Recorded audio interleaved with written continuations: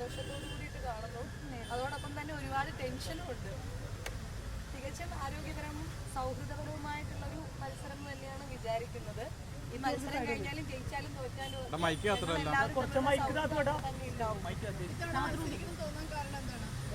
അങ്ങനെയല്ല. എല്ലാ വർഷവും എല്ലാ ഇലക്ഷൻ വരുന്ന സമയത്തും ചില സമയത്ത് നമുക്ക് ഇലക്ഷൻ ഒന്നും ഉണ്ടാവാറില്ല.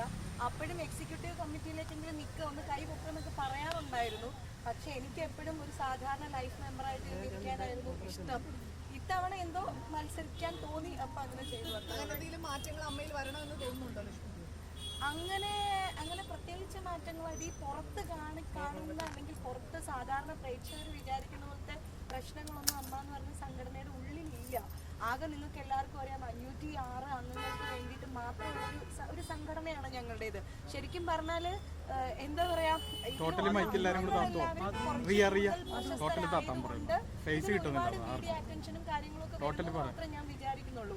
ഇപ്പൊ അമ്മ ചെയ്യുന്ന ചാരിറ്റി പ്രവർത്തനങ്ങൾ പോലെ തന്നെ ഇത് തികച്ചും അമ്മയിലെ അംഗങ്ങൾക്ക് വേണ്ടി മാത്രമുള്ള ഒരു സംഘടനയാണ്. സീനിയേഴ്സ് ഉണ്ടല്ലോ, ശ്വേത ചേച്ചി സീനിയറാണ്, കുക്കു ചേച്ചി സീനിയറാണ്, രവീന്ദ്രൻ ചേട്ടൻ സീനിയറാണ്, പിന്നെ കാലടി പിന്നെ ജയൻ ചേർത്തല ചേട്ടൻ സീനിയറാണ്. സീനിയേഴ്സ് ഉണ്ടല്ലോ. പ്രസിഡന്റ് സ്ഥാനത്തേക്ക് ഒരു വനിത മത്സരിക്കുന്ന ഒരു പ്രത്യേകത ഉണ്ടല്ലേ?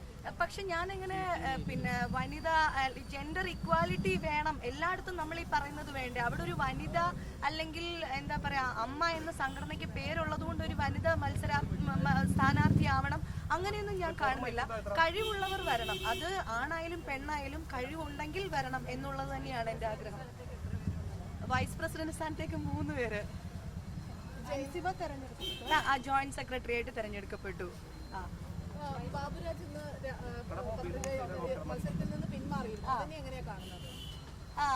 അതിനെ കുറിച്ച് അത് അദ്ദേഹത്തിന്റെ തികച്ചും വ്യക്തിപരമായിട്ടുള്ള ഒരു തീരുമാനമാണ്.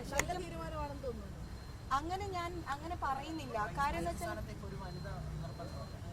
അങ്ങനെ ഇല്ല വൈസ് പ്രസിഡന്റ് സ്ഥാനത്തേക്ക് സംവരണം ഇല്ല.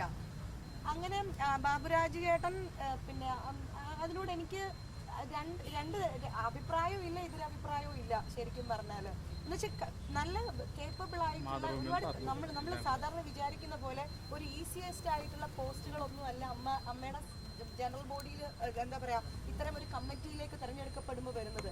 ശരിക്കും നല്ലതുപോലെ ഹാർഡ് വർക്ക് ചെയ്യണം. രാവും പകലും ഇല്ലാതെ നമുക്ക് കോൾസ് വരും. നമ്മൾ ഒരുപാട് എന്താ പറയാ വളരെ സ്ട്രെസ്ഫുൾ ആയിട്ടുള്ള കാര്യങ്ങൾ തന്നെയാണ് ഇവിടെ ചെയ്യാനുള്ളത്. നല്ല കഷ്ടപ്പാടുള്ള ജോലി തന്നെയാണ്. അപ്പൊ അതിന്റെ ആ ഒരു എന്താ പറയാ നമ്മുടെ സർവീസ് പോലെ തന്നെയാണ് ചെയ്യുന്നത് എന്ന ആ ഒരു അതിന് വേണ്ടിയിട്ടുള്ള ഒരു എന്താ പറയാ ഒരു അസാമാന്യമായിട്ടുള്ളൊരു ധൈര്യവും അതിനുള്ളൊരു ശേഷിയും ഒക്കെ ഉള്ളവരാണ് വരേണ്ടത്. അങ്ങനെയാണ് ഞാൻ അതിനെ കാണുന്നത്. അല്ലാതെ ഒരു ഈസി ആയിട്ടുള്ള ഒരു കാര്യം ആയിരിക്കില്ല. അതിന് ഏത് പോസ്റ്റ് എന്ന് പറഞ്ഞാലും ഒട്ടും ഈസി അല്ല. തീർച്ചയായിട്ടും എല്ലാ പ്രാവശ്യവും അങ്ങനെ തന്നെയാണ്. അല്ലാണ്ട് കണ്ണടച്ചിട്ടിട്ട് ആരെയും പാസ്സാക്കുന്നില്ല. ചില കമ്മിറ്റികളൊക്കെ ഇരിക്കുമ്പോൾ അത് വളരെ നല്ലതായിരിക്കും. അപ്പൊ അത് പിന്നെ തുടർന്നു പോകും. അങ്ങനെയാണ്. അല്ലാണ്ട് ഒരിക്കലും ജനാധിപത്യപരമല്ലാത്ത പോലെ ഒന്നും തോന്നിയിട്ടില്ല. പലതും നമ്മുടെ അംഗങ്ങളൊക്കെ തന്നെ പലതും പുറത്തു വന്ന് പറയുമ്പോ പല കാര്യങ്ങളും വളച്ചൊടിക്കപ്പെട്ടൊക്കെ പോകുന്നതായിട്ടാണ് എനിക്ക് ഫീൽ ചെയ്തിട്ടുള്ളത്. കാരണം വെച്ചാൽ ഈ അമ്മയിലൊരു 17-18 വർഷമായിട്ട് അമ്മയുടെ ലൈഫ് മെമ്പറാണ് ഞാൻ. ഇവിടെ വന്നിട്ട് നമ്മൾ ആരും അങ്ങനെ ഒരു വലിയൊരു പ്രശ്നങ്ങളോ കാര്യങ്ങളോ ഒന്നും നമ്മൾ ഇതിന്റെ ഉള്ളിൽ ഫീൽ ചെയ്തിട്ടില്ല. അതാണ് അതുകൊണ്ടാണ് അങ്ങനെ. ഓക്കെ.